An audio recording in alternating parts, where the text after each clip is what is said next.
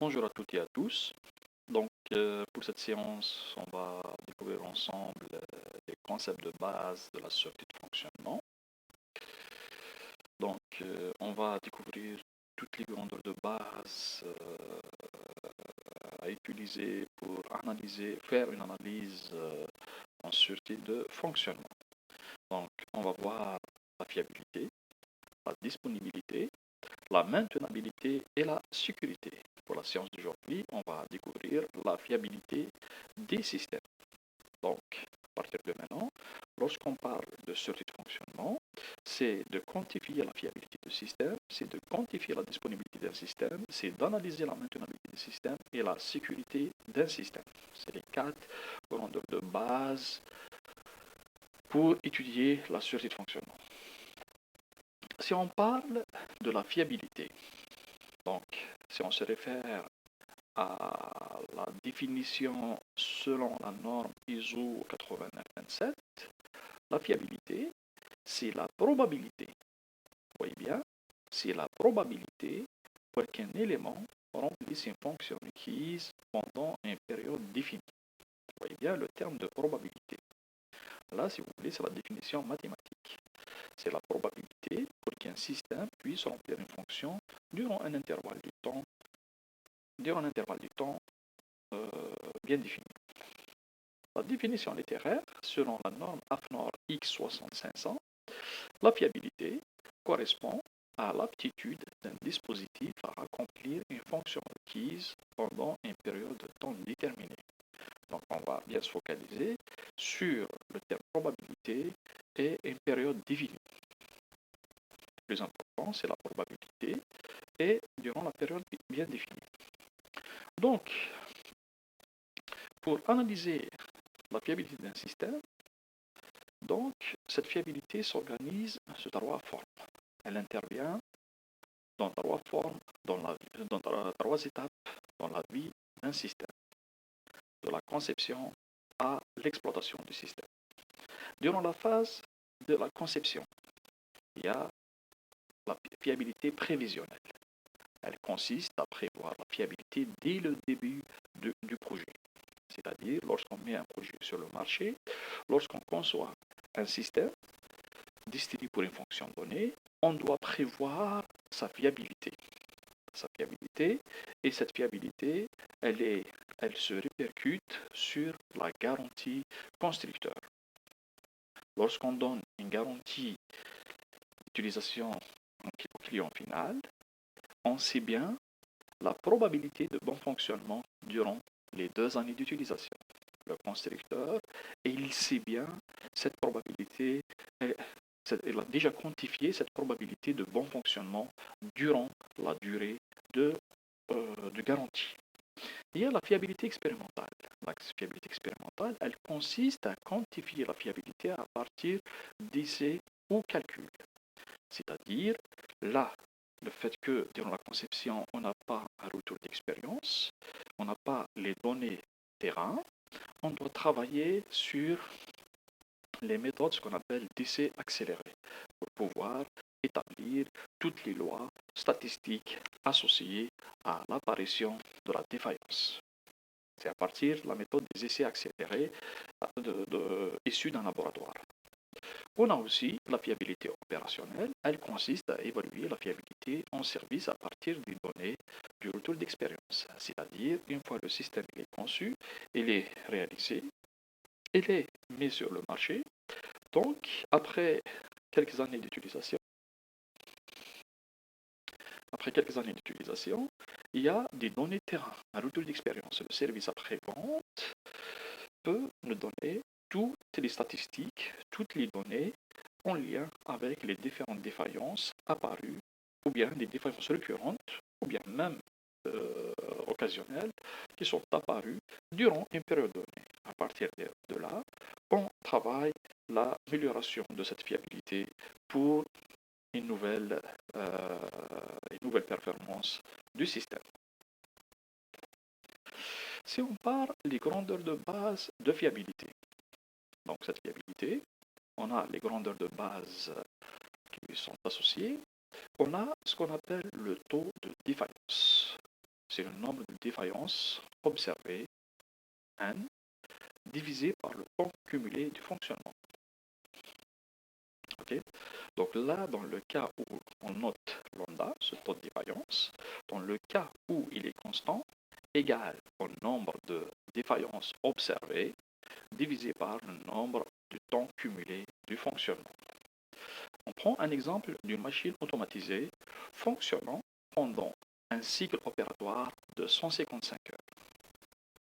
Pendant cette période, cette durée, le système subit 5 défaillances à des moments différents, suivis d'une réparation, puis d'une remise en activité. Les durées respectives des défaillances sont 2,5. La première défaillance, la première panne 2,5, la deuxième défaillance 8,3 heures, la troisième 3,7 heures, la quatrième 1,8 et la dernière 7,5 heures. Okay. Donc ce système, il a eu 5 pannes, 5 défaillances, 5, divisé par le temps cumulé de fonctionnement, c'est 155 moins le temps d'interruption de service, c'est-à-dire 2,5, 8,3, ainsi de suite.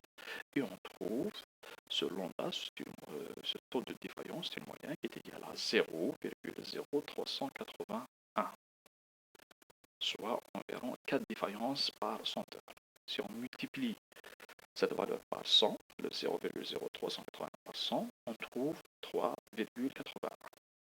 Donc on a 3 pannes complètes et un quatrième qui est en train de différence partielle, c'est 0,81. Donc on prend la partie entière supérieure qui nous donne une quatrième défaillance. C'est-à-dire durant 100 heures de fonctionnement, on a 4 défaillances.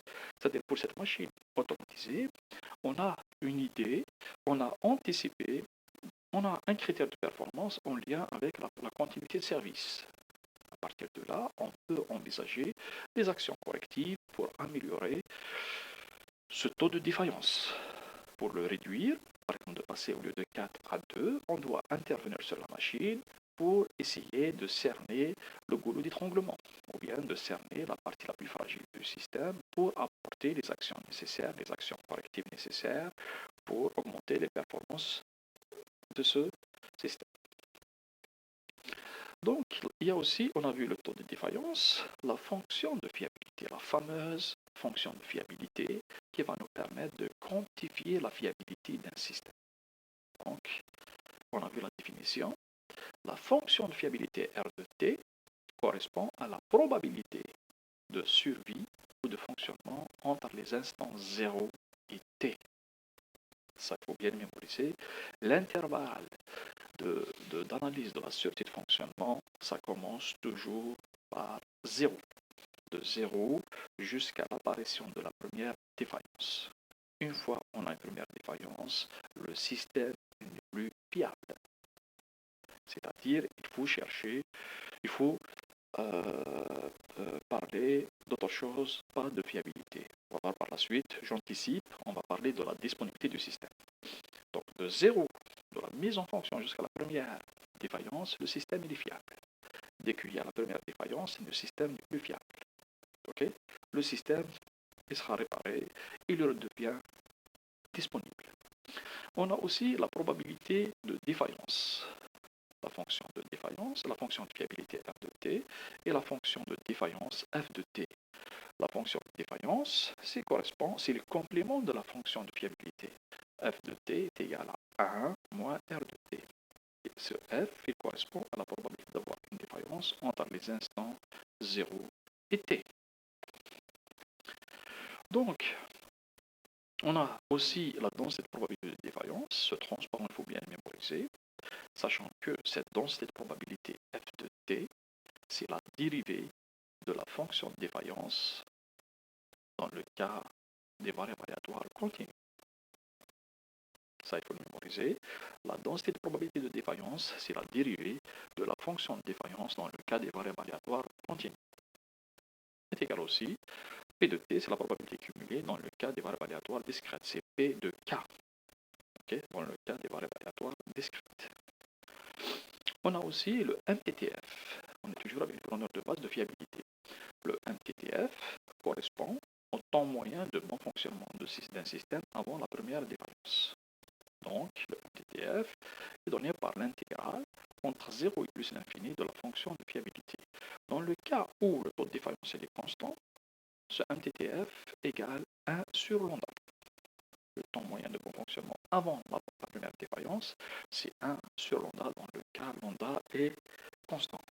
Dans le cas où lambda n'est pas constant, là aussi c'est intéressant, parce qu'on peut avoir un taux de défaillance qui n'est pas constant, lambda t, son évolution suit cette fameuse courbe connue par la courbe Benoît.